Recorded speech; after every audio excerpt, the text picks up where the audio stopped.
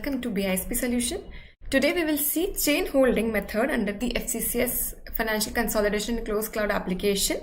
It's direct and indirect ownership. So by chain holding, what we mean by chain holding? When a parent entity has more than one subsidiary, then that case is known as chain holding. And then when a parent will be having more than one subsidiary, it will be having more than one, its investment will be shown. The investment account of the holding company includes more than one investment account. And similarly, we need to adjust for goodwill and minority interest and retained earnings accordingly. So here is the case of the chain holding, how chain holding look like. For suppose A Limited or A company is my holding company which holds ownership in B company, and in line B company holds ownership in, let's say suppose they have 100% ownership, right? So A holds 100% ownership in B, B holds 100% ownership in C. So indirectly A also holds C, and C is the subsidiary of A, subsidiary of subsidiary. So A will be holding, C will be having control over C indirectly. So when we will prepare the consolidated financial statements of A, we will also include the financial statements of C company. This is what we mean by chain holding.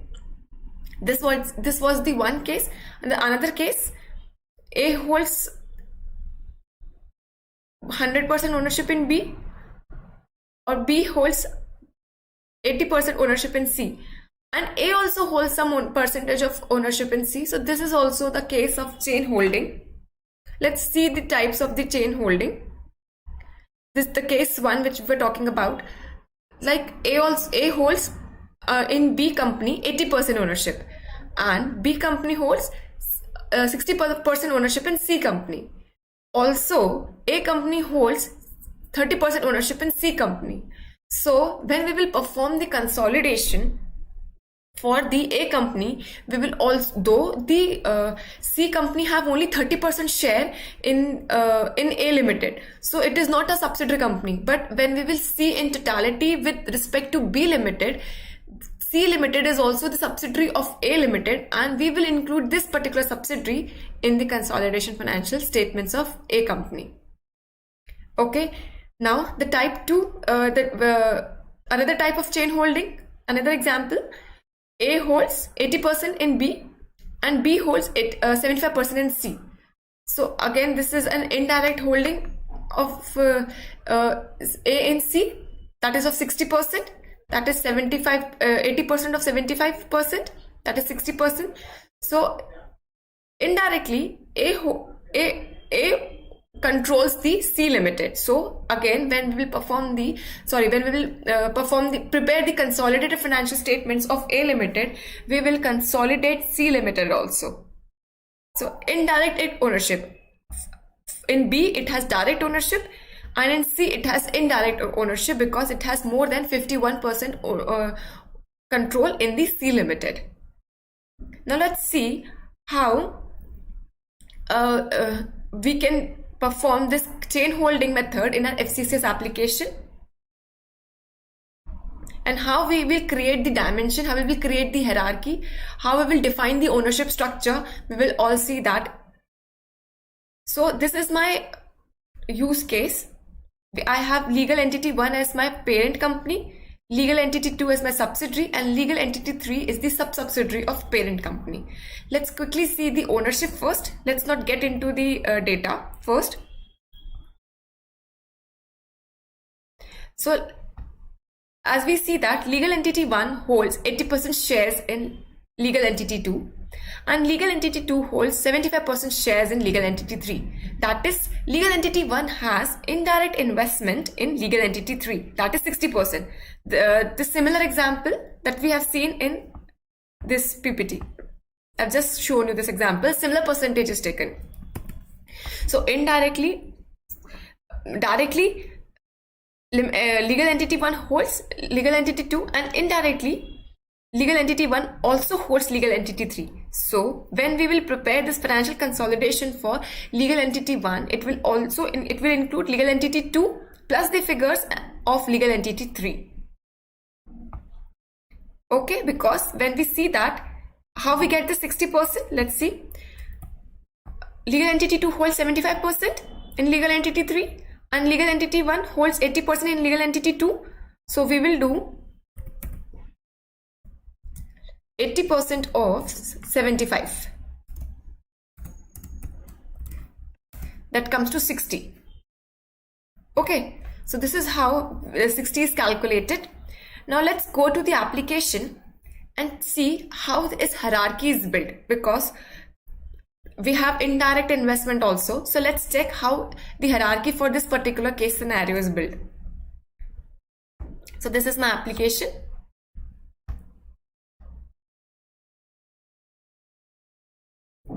This is dimensions.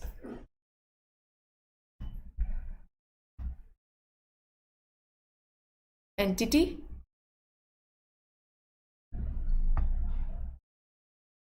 Okay, so let's drill down all the levels. Okay, so this is our CE1, that is console entity 1. Okay, this is the ultimate parent, you can say, on which the consolidation result would be seen. This is legal entity 1. This is the parent company. Then we have legal entity 2 and then we have legal entity 3. But we can see that legal entity 2 and legal entity 3 are the children of console entity 2. And console entity 2 and legal entity 1 are the siblings of each other. So how this arrangement is made? Because we want to consolidate legal entity 2 and legal entity 3 also. So in chain holding, we will first consolidate this legal entity 2 and legal entity 3. The adjustments and the effects of this consolidation will get rolled up to the ultimate consolidation at console level, that is console entity 1. Okay, now this, as legal entity 2 holds 75%, so for 75% this hierarchy has been created, right? Now when we will consolidate these particular two entities, the results will get rolled up at console entity 2. Okay, now we want that now this legal entity 2 and legal entity 3 indirectly should get rolled up to legal entity 1 also. So that is why we have created it. We will provide the 80% ownership for legal console entity 2 that will get rolled up to its ultimate parent, that is legal entity console entity 1. We will see when we will define the ownership structure, we will understand it in a better way, because there we will define the percentage also. Okay, so you can just understand that here we have provided the console entity 2 so that first this legal entity 2 and legal entity 3, so that we can get the results of these first this consolidation, and then this result of this consolidation and the figures of holding company will get rolled up to console entity 1. So this is the arrangement we have made in the hierarchy, and this is how the hierarchy is prepared for chain holding.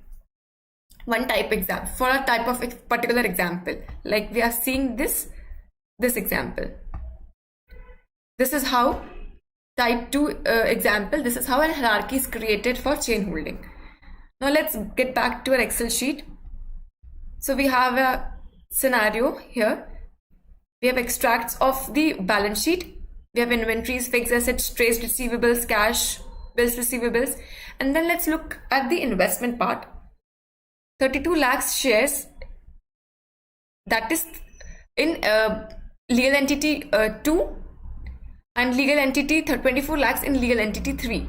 So we have the figure, this is 340 has been investment has been made in legal entity 2, and 280 is the investment made in legal entity 3. Okay, then we have common stock, retained earnings, capital reserve, non-controlling interest, and capital reserves will get calculated if requires. So then we have trades payable, bills payable. So this is basically the extract of the balance sheet. We have legal figures for the legal entity 1, legal entity 2 and legal entity 3, and then we have manually calculated the consolidated figures also, in order to check whether the hierarchy that we have created, whether the ownership structure that we have provided give us the correct result or not, in order to just have a cross check of the result. Okay, so we have the hierarchy. So this is the input sheet we have. Now this is, I've already connected this with the smart view. We will input these figures, all these figures, in this input sheet in which all the POVs are defined, and then we will submit it. So what we have is, this is legal entity 1, this is my entity, legal entity 2 and legal entity 3. Then product, I have taken no product for all the entities. Then multi-gap is taken local gap, intercompany is taken no intercompany. Then this currency has taken entity currency for all the 3. Then consolidation is entity input. Then data source is data input, financial year as 2015. Then view as periodic, scenario as actual, period as January. And then respective accounts I have taken, that we have defined, and the movements have been defined for respective accounts, all the movements. Now this is the, now we have the investment part. The only changes we have taken we have defined the intercompany as legal entity 2 ICP, legal entity 3 ICP, rest all the POVs are same. These 2 columns are for the investment. Okay, so let's input the figures in this input sheet and let's check for the result. So we have stock 1, 220, 70 and 48.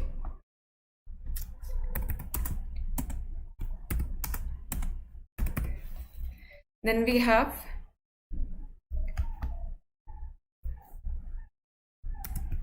debtors,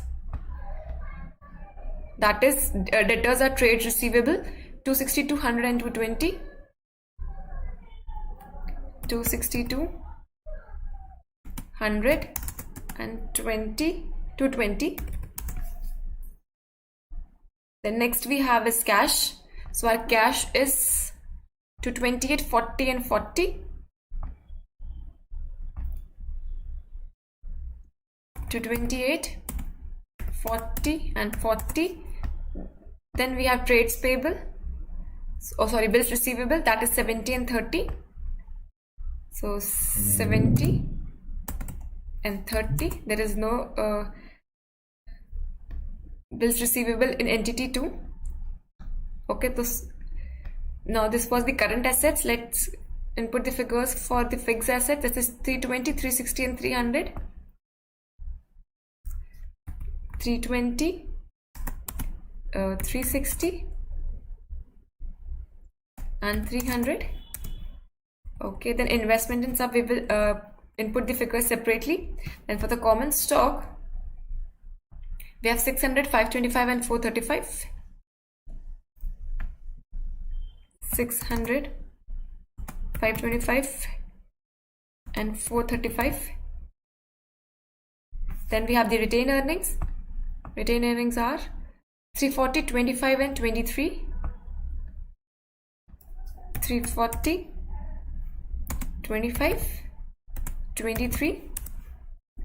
Then we have liability side. Bills payable is our creditors 630 and 70. No, sorry, trades payable 470, 230 and 180. 470, 230 and 180. Then last we have the short-term payables, that is bills payable 30 and 70.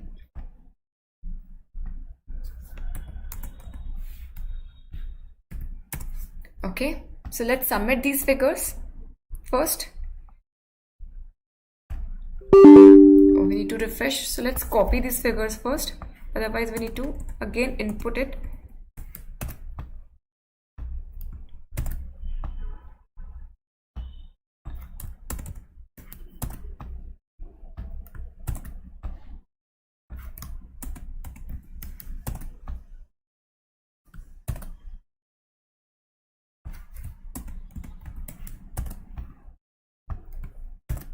Let's refresh it. Okay, let's quickly paste these figures.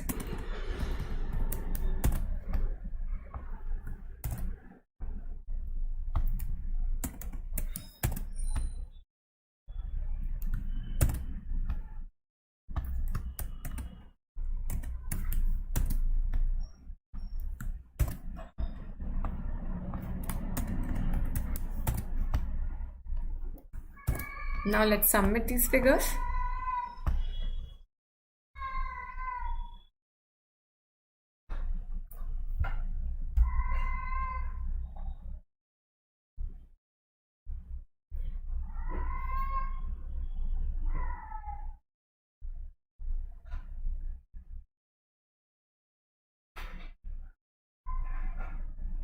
So our figures got submitted, but there is a difference of 340 and 280 in my balance sheet. That are investments. 340 and 280 are investments. So now we will input the investment figure. So investment, this is my investment, 340 investment in legal entity 2 and 280 in legal entity 3. This 340 is the investment done by legal entity 1 and this 280 is the investment done by legal entity 2 in legal entity 3. Okay. Let's submit this.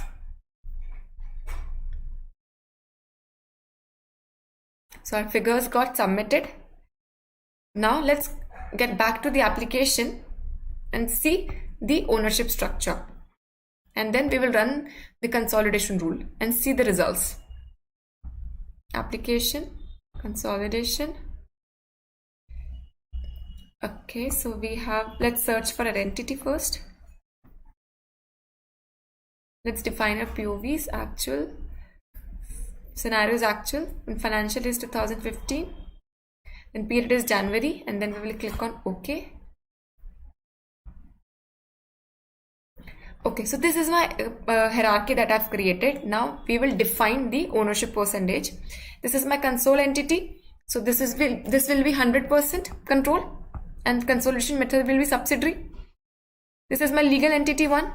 This will also ownership percentage will be 100 but consolidation method will be holding because this is the ultimate parent. Then this is my console entity 2. Now here, instead of taking it as 100, we have defined it as 80 and the consolidation method as subsidiary. Why 80? Because we want that when we will get the figures of entity 2 and entity 3 rolled up at console level entity 2. So now this particular consolidated figure we want to get rolled up with entity 1 at console entity 1. Right, at console level we want that these two entity gets rolled up because we want the figures of 80 figures of legal entity 2 also, right? So that is why we have provided the console entity 2 as 80%. Otherwise, how we will define this relationship of this relationship? This we have first one. Legal entity 1 holds 80%. How we will get the figures of 80% then? Okay, then under which we have the legal entity 2, that is again the parent entity among the entity 2 and entity 3. So 100%, and this is we have defined as holding. And for the legal entity 3, we have defined its ownership percentage only 75 and it is subsidiary. Okay, nothing has been changed. 80. Okay, now we will save the changes. And if you want that, wait, I can show you. So this under this tree method, we have legal entity 1, legal entity 2, legal entity 3. Legal entity 1 is the parent for which we are doing the holding, for which we are doing the consolidation. So it has 100 and yes, subsidiary. Okay, then legal entity 2, you can see that it has 80% ownership, the control is yes, and consolidation method is subsidiary. Now for legal entity 3, ownership is 60%. It is automatically showing. We have not defined it. We have defined the ownership percentage according to hierarchy that we have created. Okay, we have never defined 60%, it is automatically calculated. And obviously control is yes because it is more than 50%. The subsidiary consolidation method is also subsidiary. So this is how we can view an ownership structure.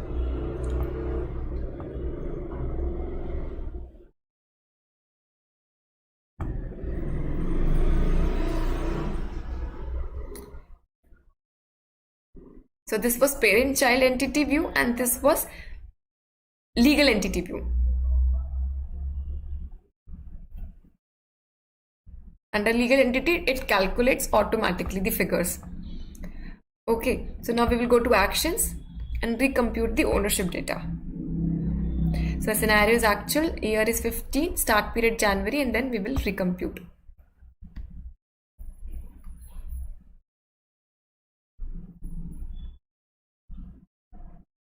Successful. Now we will run the consolidation. Now we will run the consolidation 2 times, one for consol entity 2 and one for consol entity 1. Okay, 2 consolidations are involved here. So first we will run for consol entity 2 so that all the adjustments and everything we get at the ultimate consol entity. So this is consol entity 2. We will first perform consolidation on this. Period is January, scenario actual, financial year 15, and we will click on launch. So there was some error. Let's check under jobs whether consolidation has been done successfully or not. This is application, jobs. So our consolidation has done successfully. Now we will perform the consolidation for consol entity 1.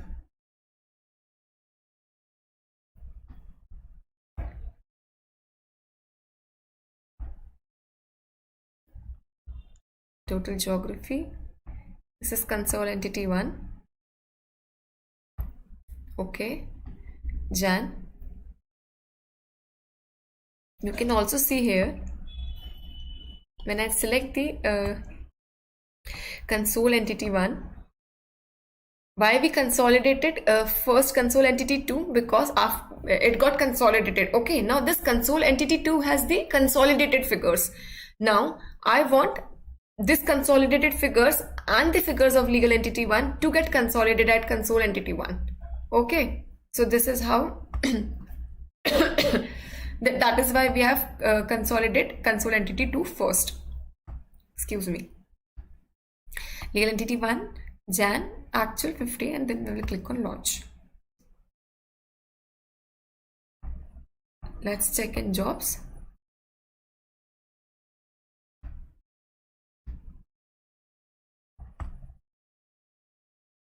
So consolidation has been done successfully. Let's check the output sheet. So here I have all my accounts and all the top level POVs are defined over here. This is consol entity 1, this is consol entity 2, product as no product, gap, multi-gap as local gap, intercompany as intercompany top, currency as parent currency for both the entities. Then consolidation as entity total, data source as total data source, financial year 15, then view as periodic. Now this has to be this has to be changed. This is actual scenario. Scenario is actual.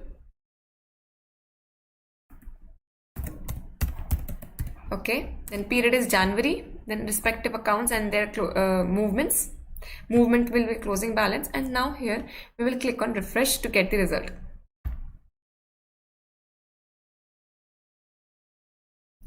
See, we got the results. Goodwill, we got the retained earnings. Let's calculate these figures also, either we are getting the correct result or not. Goodwill, retained earnings, and then minority interest. Let's check the consolidated figures also for few of the accounts. So first is my inventory. In consolidated figure for inventory is 338. So let's check whether we are getting the same or not. 338 stock 1 was an inventory, so we are getting the figures. Now second is the trades receivable. It has trades receivable as 582.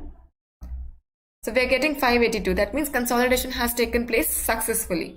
Okay, let's check investment equity investments. So investment in sub is 0. That means elimination has been also done. Okay. Okay, now let's check the calculation of goodwill, retained earnings and minority interest. So now here we will see from the ultimate parent point of view. Okay, like this is, we will calculate it from legal entity 1 to legal entity 2 and from legal entity 1 to legal entity 3. Why? Because the minority interest for legal entity 3 is 40%, not 25%. It is 40% because when we will see from the legal entity 1 point of view, right? Because we are doing the consolidation from legal entity 1.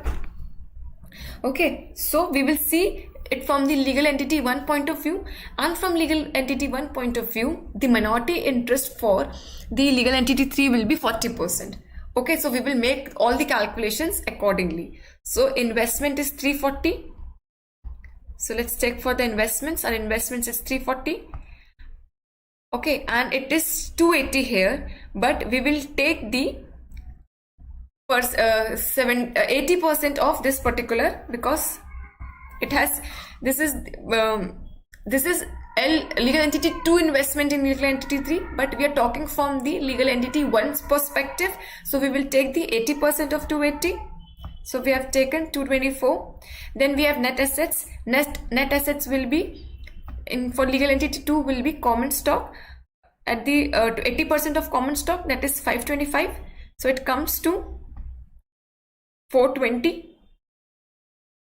Okay, and then for this legal entity 3, it would be 60%. Common stock would be 60%, because legal entity 1 holds how much percent? It is 60% in legal entity 3. So we have 435. So we have taken 60% of 435. We got 261. So we got goodwill, or that is negative goodwill 80 and minus 37. Okay, so let's check. Okay, we are not getting the figures right now. 40 and 37. Okay. When we add them,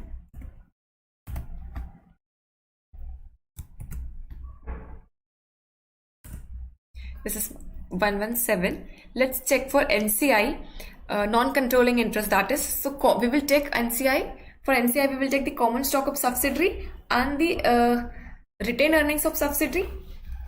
Okay, that is the leftover portion. So for legal entity 2, common stock, 20% of common stock, that is how much it is? 525. So that is 105. 20%. Okay, and then retained earnings was how much? 25. So we will take 20% of 25. That is 5. So total non-controlling interest we got is 110. Okay. Now for legal entity 3, we will calculate. We have, as I told you, the minority interest percentage would be 40% only. Okay, so common stock at the rate of 40%. We have common stock, yes, 435, 40% of 435. So we have taken as 174. Then retained earnings. So retained earnings 23, so 40% of 23. So we got 183.2. So when we combine it, we get the result as 293.2.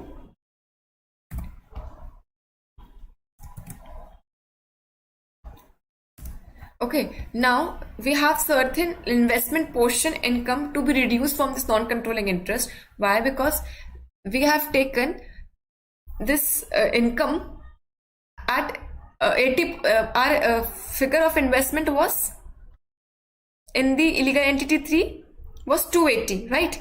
But what we have taken? We have taken 224, that is the 80%. So we will take the rest 20%.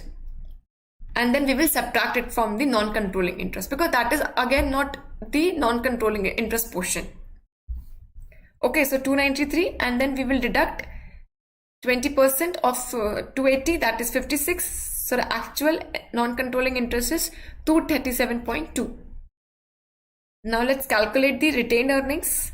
So retained earnings of parent would be coming. So this is 340. Then 80% of 25 and 60% of 23. So we got the result as 20 and 28. So we got the consolidated retained earnings as 388. Now let's check these figures, whether we are getting these figures in the balance sheet or not. Sorry, consolidated financial statements or not.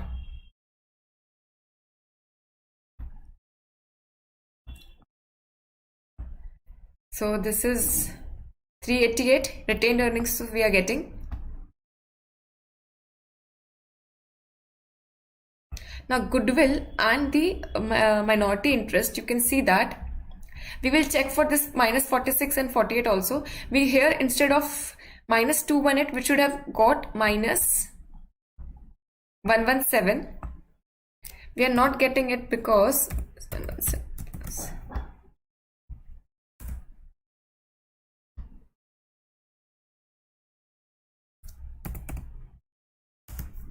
101, and here is also there is a difference of 101.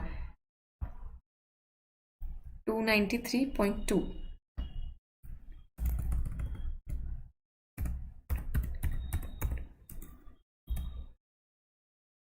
One 36. Oh.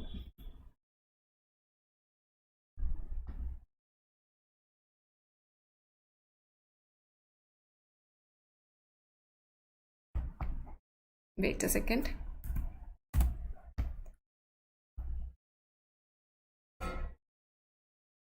$293.2 plus, oh sorry, minus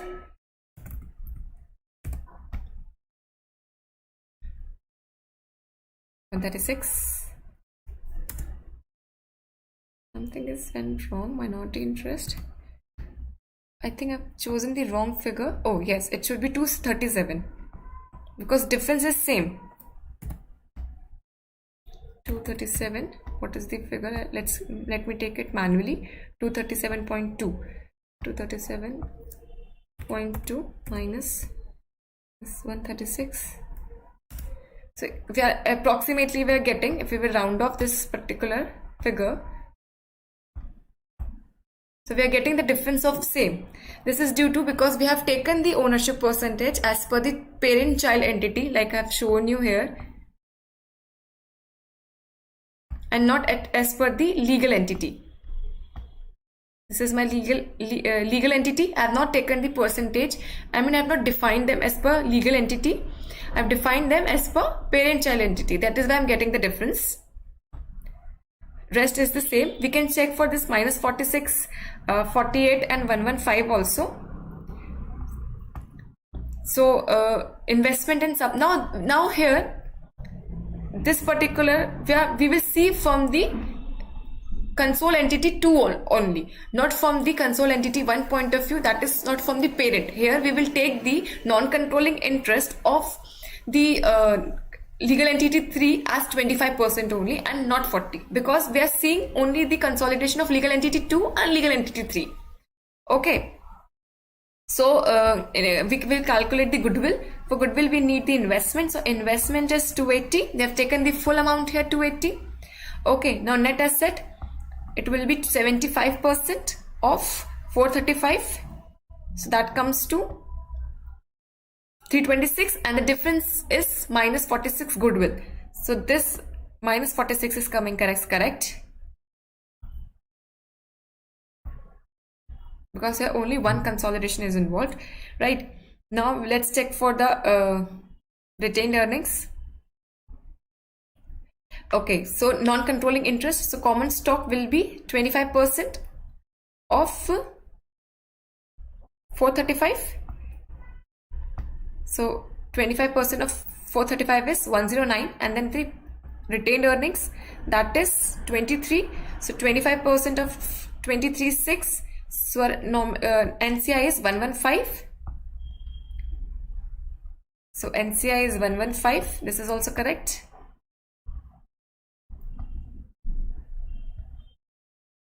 Now let's check for retained earnings.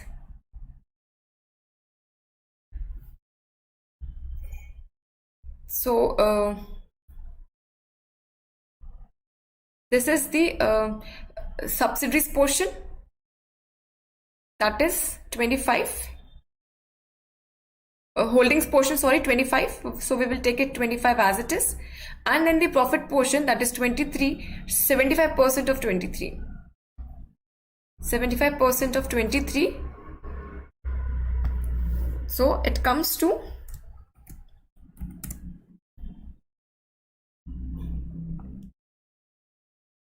47 and it is 48.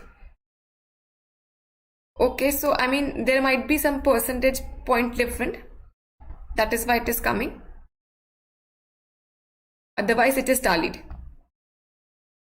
So this is how we perform the chain holding calculations in the FCCs. Thank you. This was for today. For any queries, please reach out us at www.bispsolutions.com.